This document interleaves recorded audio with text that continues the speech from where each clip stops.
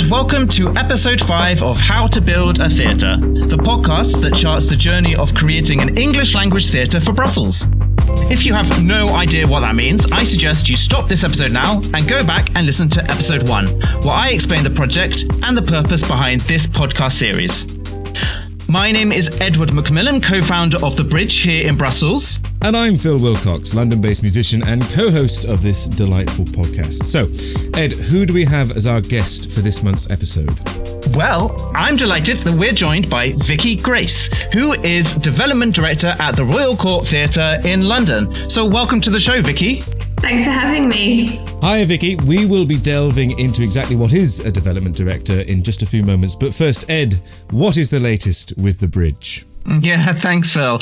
I'm having a bit of a struggle between wanting to actually do things and get things done with The Bridge. So, for example, we've got our summer theatre workshop coming up really soon, and we want to start doing community participation activities from September.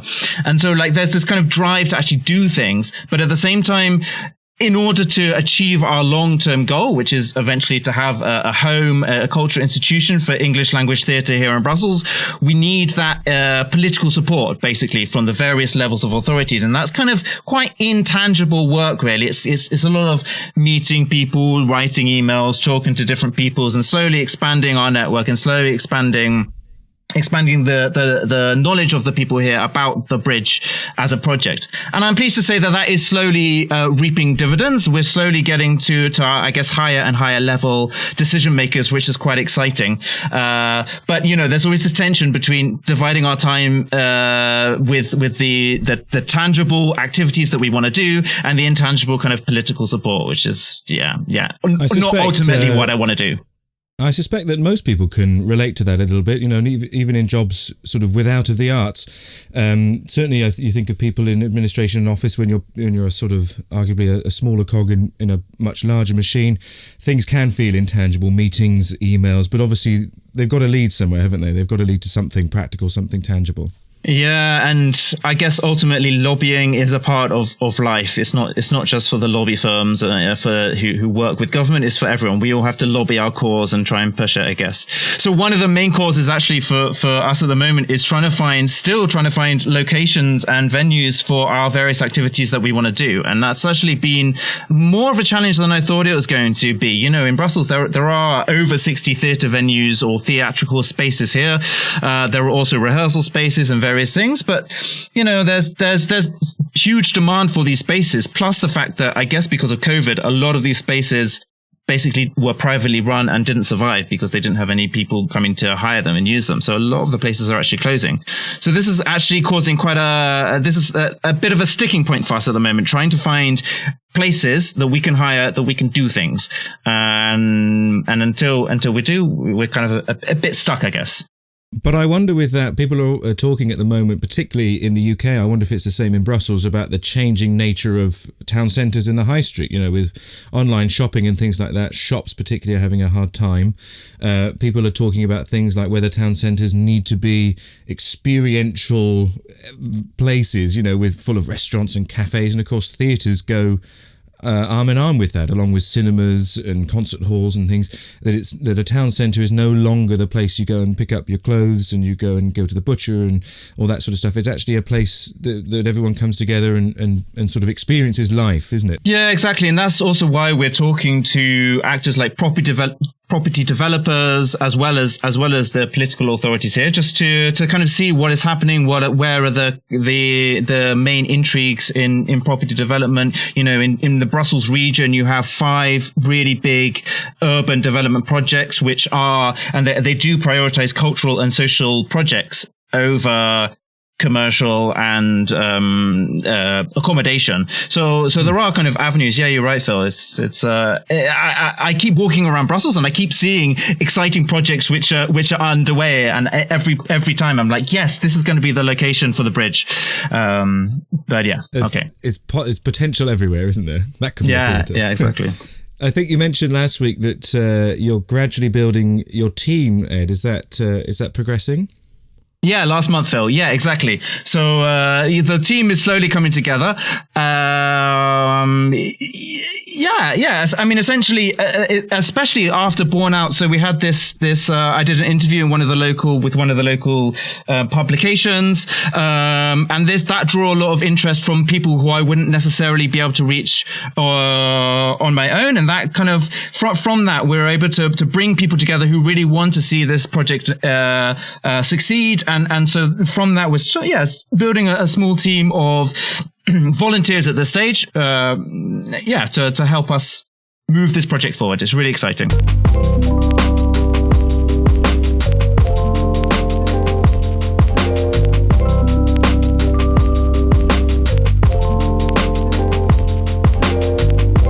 Amazing. Is it time to bring Vicky in, do you think? Yeah, I think that would be great, Phil. Let's do that. Hiya, Vicky. How you doing? Hi, guys. Nice to see you. Yeah, great to see you too. So you're development director at the Royal Court Theatre, which is just off Sloane Square in London, isn't it? Correct, yes. Just right by the tube station. Oh, fantastic. So before we sort of get into the nuts and bolts of all of that, we usually start with a little quick-fire question. So I hope you're primed and ready. Bring it on. There we go. It's nice. It starts nice and easy. Tea or coffee? Neither. I don't drink hot drinks. Would you believe? Wow. Hot drinks specifically? I've never really got on board. Very occasionally I will have a fresh mint tea, but hot drinks just aren't my bag. I love a fresh mint tea. Rainy days or sunny days? Rainy days. Oh, so today you are in your element. I am. I spent the sort of formative part of my life on the west of Scotland, so the west coast of Scotland, so rainy days speak to me.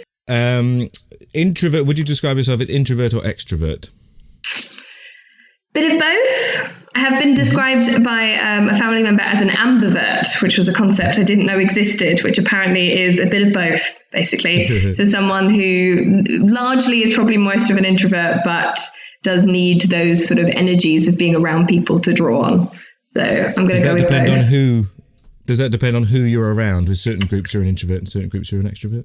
I'd say so. I think it's just about, because being an extrovert or an introvert is where your energy comes from, right? It's where you draw energy. And so I think for me, I draw energy from both time by myself and reflection and time to sort of think through. But also I do love sort of being around. One of my favorite things in the world to do is have a dinner party and have lots of people around within my kind of own space to sort of cook for and come together and chat.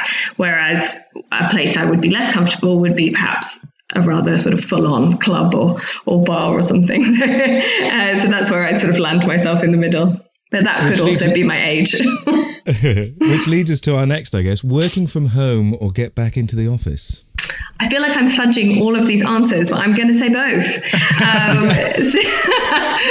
Sit on that fence. I am sitting on the fence purely because since the middle of May, we were able to start getting back into our offices a couple of days a week. We closed the theatre last March and have been at home ever since. And actually having a couple of days in and a couple of days at home has been a really productive sort of environment for me, perhaps because of my both introvert and extrovert personalities, but also because of the nature of my job.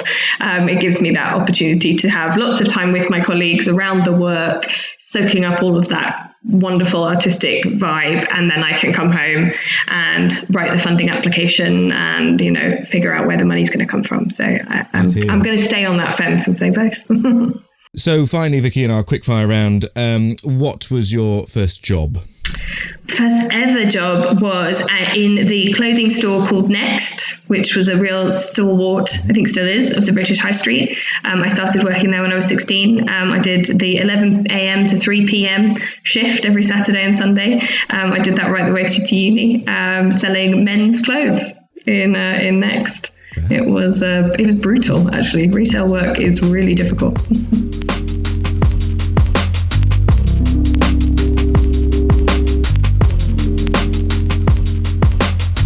Okay, so from seller in Next to development director in the Royal Court Theatre. I mean, I guess it would be interesting to hear a little bit about your journey and how that progression happened. But I think maybe first it would be useful to just tell us a little bit about, firstly, what the Royal Court Theatre is, for those who don't know, outside of the UK? And secondly, what your job entails? Sure. So the Royal Court, if for those of you that haven't come across us, we are, as Phil said, based in Sloane Square in London, and that's where we are physically, but we are the home of new writing. So we are a theatre where writers are our central artists and are the core of what we do. So we were founded in 1956 at a time when sort of theatre was really seeking to need to capture new voices.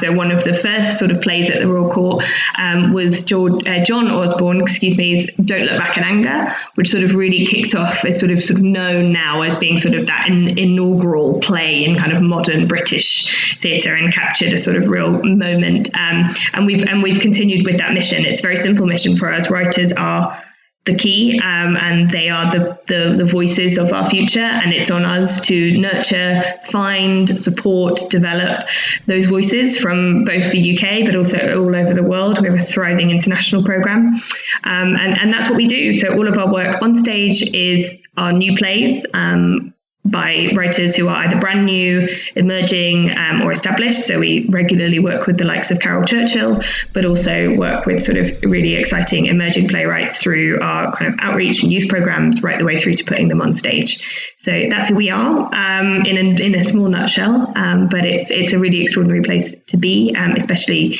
nowadays when we're really starting to question whose voices are we listening to and whose stories are we telling, and the importance of really making sure we're telling as many as possible. So that's the Royal Court. As far as my role within the Royal Court, so Development Director essentially means that I am responsible for fundraising at the Royal Court. So we are what would sort of be known as a subsidised theatre, and I'm sure we will get on to talking about exactly what that might mean slightly later on. But what that means is that one of our major sources of income comes through fundraising. And my job is to look after that. So at the Royal Court, every year we bring in about £1.3 million in fundraising alone, which sits across three kind of major sort of streams of income. One being from individuals, so memberships, major donations, philanthropy. Another being grants through sort of trusts and foundations, and a third being sort of business income. So my job is to look after the team that does that, to manage strategy, lead the strategy, and then also I am solely responsible for leading on trust giving and corporate giving.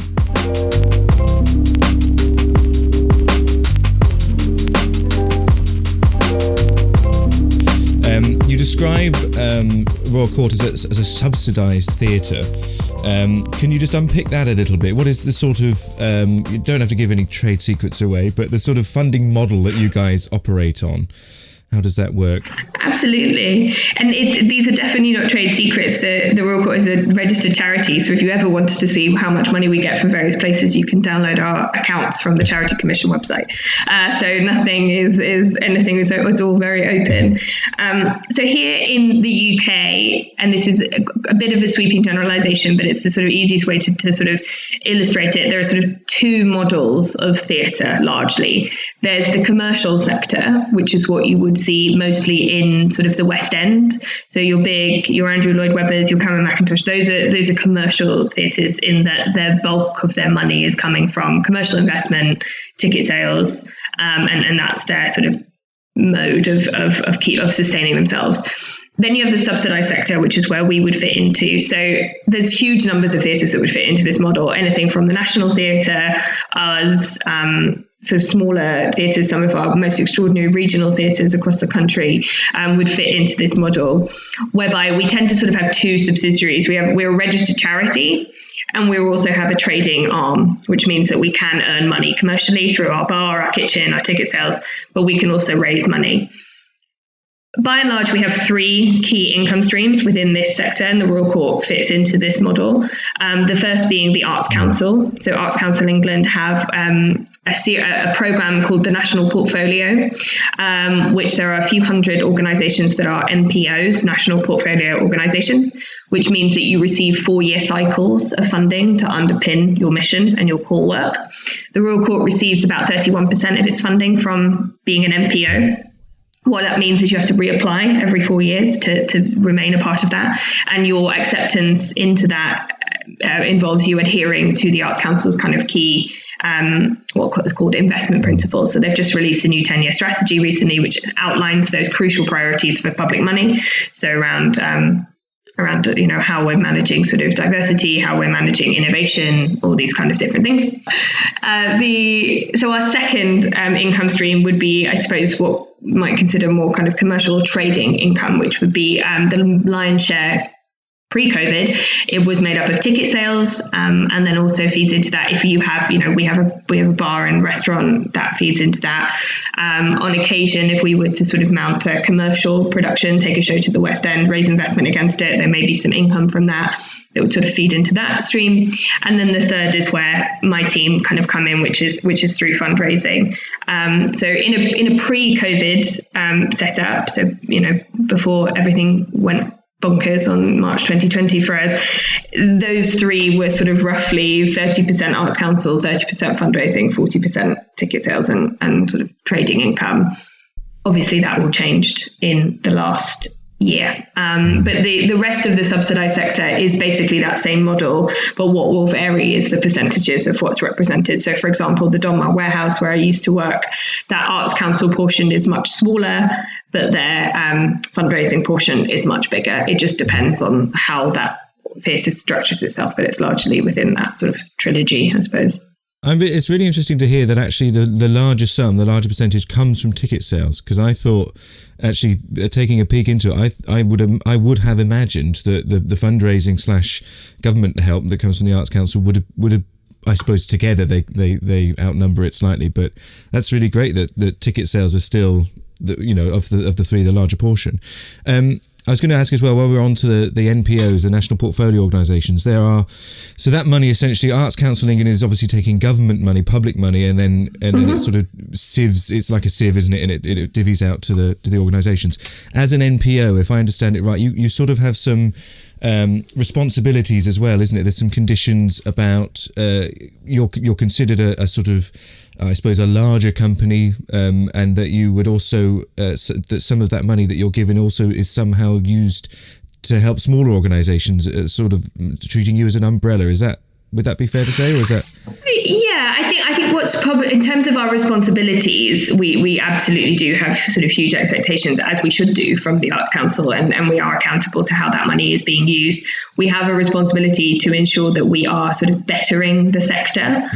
So whether that is partnering with smaller organisations, or whether that is ensuring, opportunities for freelance artists, or whether that's ensuring that our workforces are sort of really, truly, and properly being diversified. There's a series of benchmarks that we kind of fit into, and that we have to sort of deliver on in order to maintain that NPO status. There was a lot of kind of talk recently in the last couple of years. There have been some articles that have come out in the sort of trade press over here about organisations that the Arts Council is sort of coming out publicly and saying you're not meeting your sort of I actually find this quite a difficult phrase, but your diversity criteria, and therefore, your funding is at risk. And whilst that you can argue is quite a reductive way to look at these things, you can't solve, diversity and inclusion in any meaningful way within a 6-month period. That's where I find that sort of a difficult sort of measure. But at the same time, I do think it is important that we are sort of publicly held accountable, because we're receiving public money. We are publicly funded institutions, and we have a responsibility to be ensuring that we are for everyone. And so it's an interesting. I'm not going to say it's not a debate. It's a conversation, because I think everyone in the sector agrees that we should be held accountable in that way. No, it is interesting that this podcast series, we do seem to always come back to the same conversation. It's amazing with every guest. So, I mean, it kind of shows that this conversation is being thought about and is happening within at least the UK theatre industry.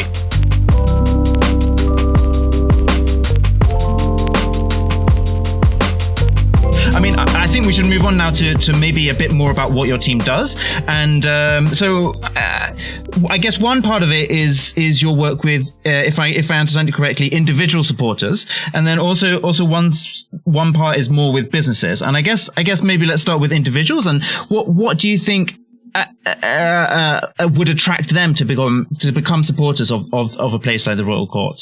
Sure. So at the moment, individual income makes up about 50% of our fundraising income. So it's significant. It sort of splits into largely two categories: what we would consider our membership and what we would consider our major donors.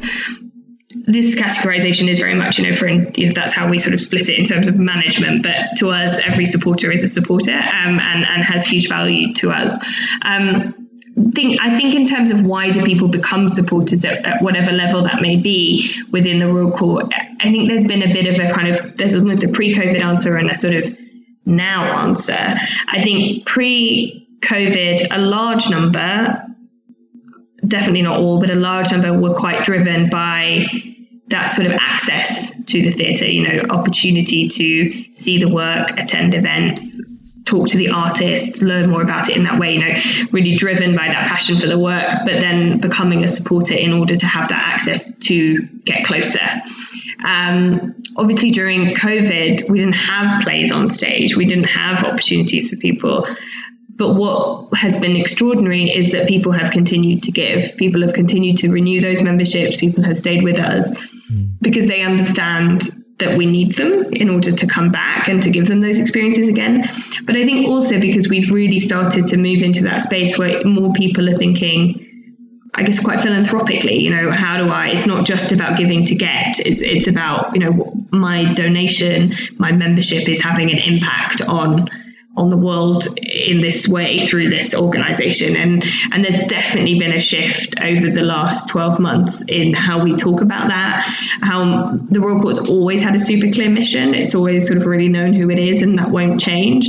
But I think pre-COVID, it was probably, I don't like to put figures on something that I don't actually have stats for, but let's say half the people involved with us were coming in for that kind of, they loved the court and they wanted closer access. The other half were giving because they wanted to help us do more. They want to help. Whereas now, I think definitely people still want to get access. They still want to get involved. Of course they do.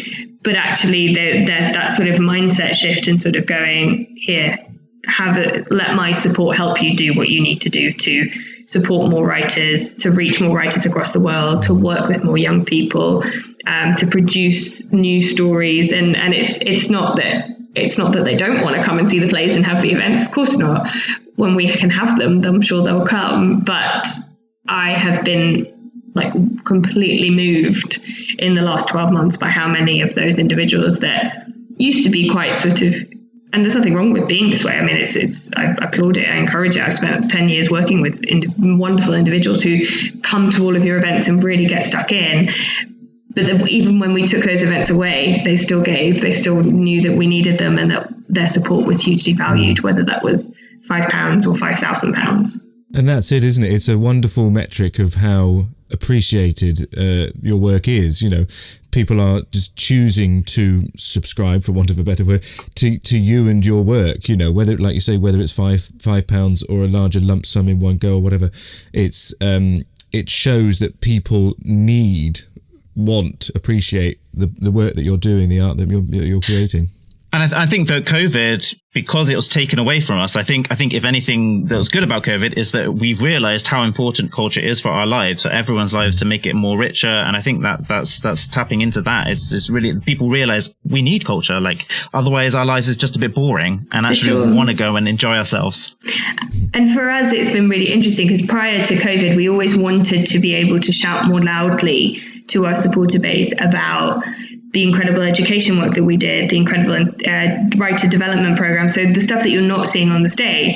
And we always talked about it. But when you've got this incredible program of plays, and we produce about 14, 15 plays a year, they change a lot. We're not sort of in the business of 6-month runs or anything. So there was always so much to talk to them about that was immediate and on stage, that sometimes trying to duck and dive and find the space to truly talk about the other work wasn't as easy as we would have liked. Whereas almost we had this sort of year where we didn't have any of the on-stage stuff to talk about, so we still needed to talk. So we talked about the art, because our education, our literary development work, our international work didn't stop when COVID hit. It just all moved online. In fact, in some cases, we've done more because we were able to do writers' groups with writers logging in from all over the world, which we just wouldn't have thought seems so simple now. We just didn't do it that way, but now we will. And we were just able to talk to supporters about that so much more easily. And now when we mention it, they've got a grounding. So now that the shows are ramping back up, we can still include that information, and they're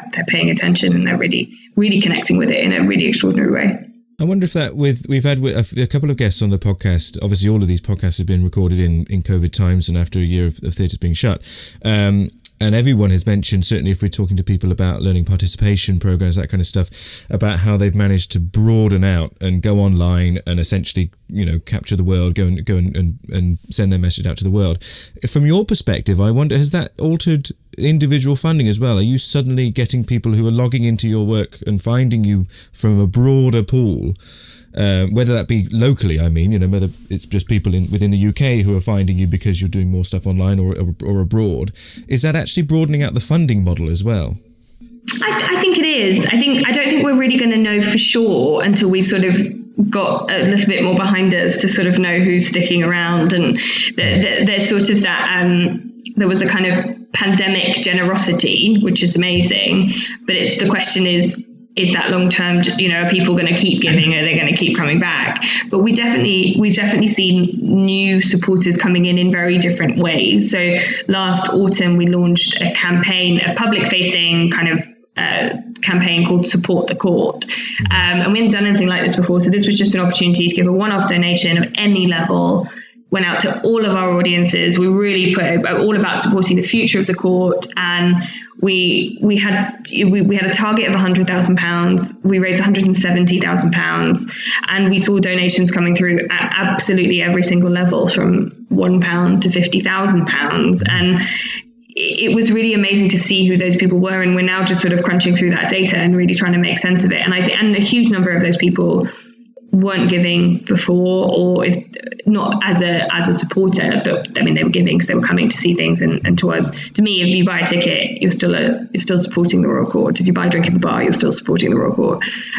Your relationship with us is just as important as someone who's giving us donations. But I think we have seen a lot of new ways of engaging, and we're now trying to work out how we build on that. So I'll sort of Support the Court brand, as it were, we're really rolling that out in new ways. That we're going to test. We've got contactless donation points we're going to put in the theatre now that we've reopened. We'll see how people go for those. We're just trying different things, and watch this space. Maybe we'll speak in a year and I'll tell you that it all worked and everyone stuck around, or I will tell you the opposite.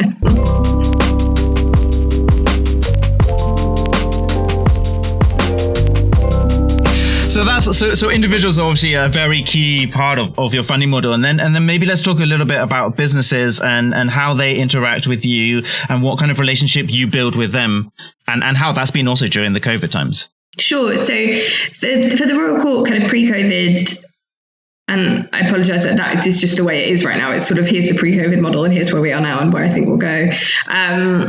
Pre-COVID, the Royal Court's business kind of engagement was decent, but it was our sort of smallest income stream, and it followed quite a, I guess, traditional model. So hospitality-based sort of corporate memberships, which offered access to tickets and client entertaining opportunities, and that's kind of the way that it's been in the sector, I think, for the last few years. That's kind of why businesses traditionally would engage with the theatre. I think certainly during COVID, but even in the years immediately prior. So in my previous role, I was head of corporate partnerships at the Donmar Warehouse. So we had a pretty big partnerships portfolio. And in the 5 years I was there, we saw a real change where that hospitality piece was still important. Businesses still wanted to get people in and engage people, whether it was clients, but you were starting to see a real sort of shift in the way that businesses were thinking about where they put their money and how they sort of view what goals they were reaching. And I think that's where it's really different from individual giving. Individual giving, it's an individual person choosing to spend their own money. And so how that sort of, that decision-making process and where that sort of emotional decision comes from, or that practical decision comes from, is very sort of specific to that individual. Whereas obviously with a business, it's an individual deciding how to spend a business's money. So there are far greater sort of boxes that have to be ticked, as you would expect. And I think over the last year, it's been I think arguably the last 3 years, but accelerated by the last year, has been this sort of shift towards a much more of a deeper engagement around. So I would sort of call it a move from sponsorship to partnership would be the best way I could explain it. So a kind of sponsorship being something that's quite transactional, hugely, rewarding and important for our sector, for the sports sector, but something that has a clear set of benefits that deliver on a clear set of targets for that corporate. Usually for a theatre, it would be around client engagement. But now it's really looking at what are those sort of social impact pieces and how can a business be delivering on those objectives internally and in the world by partnering with a theatre. A big thing for businesses now is sustainability. So whether that's kind of environmental sustainability, social sustainability, economic. And I think that's something that we're all thinking about in the theatre industry as well, is how do we move to that model? So I'm definitely seeing the partnerships that we're seeing come through now, or the conversations that we're having that will hopefully lead to those partnerships. It's much more about that side of our work.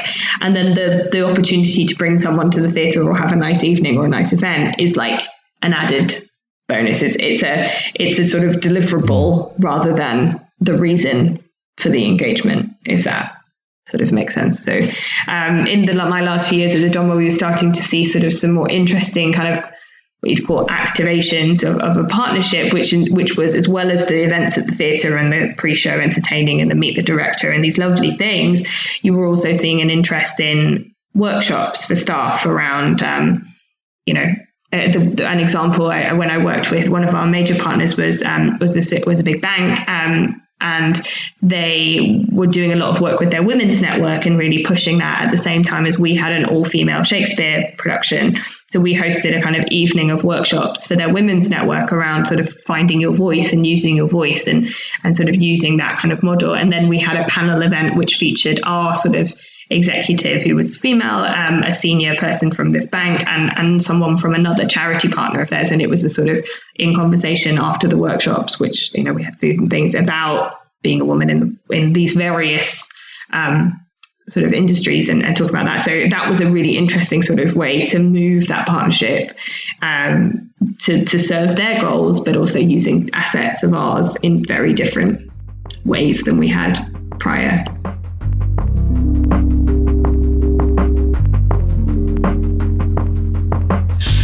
I wonder whether we're kind of running out of time, but I just want to squeeze in a few more questions. I wonder whether your background in business helps you not only with your job, but also to kind of come at this, to think about how the businesses think about the partnerships with you. I don't know whether you put yourself into their shoes and be like, yes. Definitely. I mean, I think that sort of helped coming into this right back at the beginning. I mean, the great irony, and I'm sure if we could all go back and talk to our 23-year-old selves, would be like, get a grip. The thing you think is the insecure is the thing that is not your strength is actually your strength. Because I always thought, because I had a business degree and everyone else had arts, either degrees or training, that I shouldn't really talk about that. But it was a great sort of inspiration, mentor, friend, ex-boss of mine, who in my first interview for the Donmar Warehouse, like really drilled me on that degree. And I was like, oh God, there we go. That's me out. Because I thought, it's just trying, but actually now that I've come to work closely with her and get to know her, she said, no, that was the big strength for me, was that you really could understand that. And I think now, I graduated over 10 years ago. Like, I think now I'm definitely coming at it from the experience of working with partners, but I think it is important to understand that a business is just a group of people with a shared objective, the same as the arts. We all have different ways of doing things, but I think there can be a real feeling in that all businesses are these big sort of this like insurmountable, scary thing that have all these like making money objectives, and we can't get into that. Whereas I think as soon as you see them as it's just a group of people trying to work to a shared goal, it's not really that different to what we're trying to do. And therefore, if you just approach it that way and have that conversation, you can find some really valuable relationships and partnerships there. Valuable financially, but also valuable from the expertise you can gain from those worlds and those sort of knowledge and things you can learn. We were talking last month to Charlie Swan, who heads up PCA Global. It's a company that like we sort of touched upon in this podcast, and you were just saying there, who essentially sees the similarities between a corporate world and an artistic world, and then in their world it's a participation program, so an outreach program. They'll go in and do work with in corporate settings. So seeing those similarities again between the business and the arts world is beneficial. Also, it's worth mentioning as well, on the back of everything that we talked about, the arts has always been founded on a sort of patronage model, and patronage is often linked to patronizing. It is not patronizing to give to the arts philanthropically like that. It's a patronage. It's a support of it. It's just as much as the arts need money to put productions and sort of get the wheels going, they need an audience as well. So it is very much a two-way transaction, even though this sort of word patronage maybe, I don't know, just sort of seems a little bit messy at the moment. It's not really, is it? It's based on a sort of a very old model of actually this is how the arts is supported. It is, and I think when we look ahead to sort of what is the next 10 years going to look like, I think that's where we're all kind of are right now. I think grappling with that and managing that, working through that, is crucial, because I agree.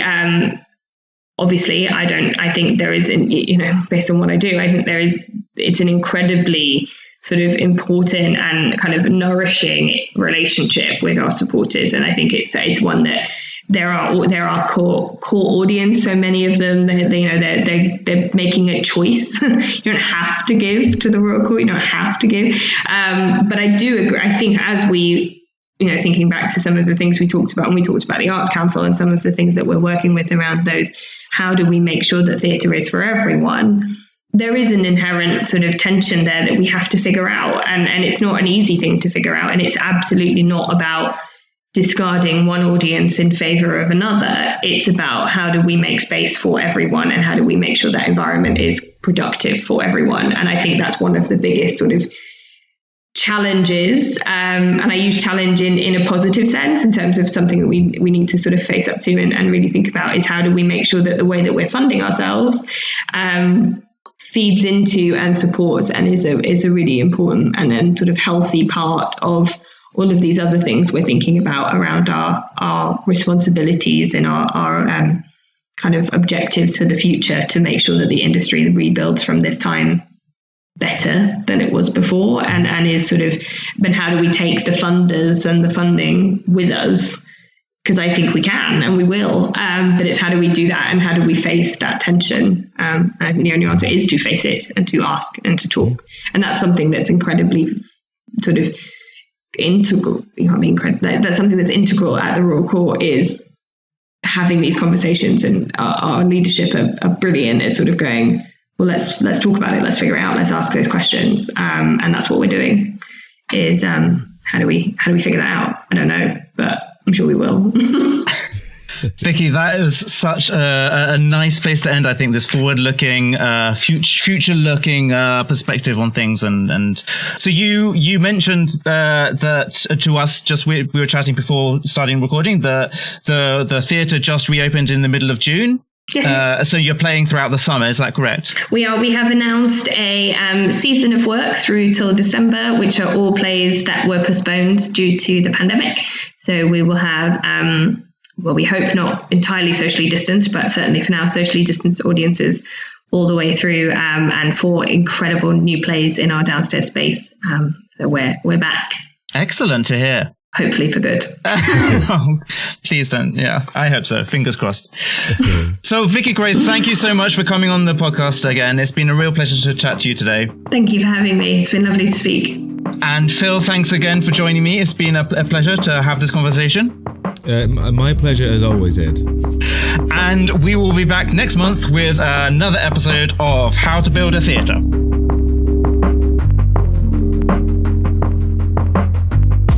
You've been listening to How to Build a Theatre, a podcast brought to you by The Bridge and English Theatre for Brussels. The podcast was presented by me, Edward Macmillan, and Phil Wilcox, with music by Smith the Mister, available through audiolibrary.com.co. For further information, check out www.thebridge.brussels. See you next month.